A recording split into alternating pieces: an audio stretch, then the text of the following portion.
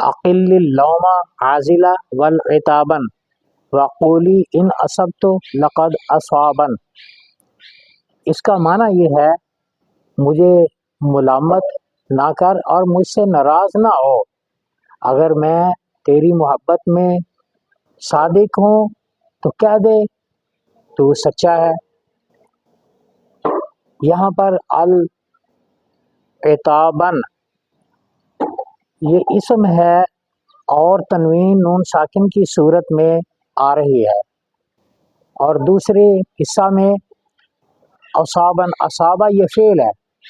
اور فعل ماضی ہے، ثلاثی مزید بھی ہے، اجوف یائی ہے،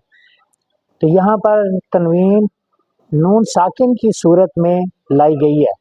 تو یہ اسم پر اور فعل پر تنوین نون ساکن کی صورت میں آنے کی مثال ہے۔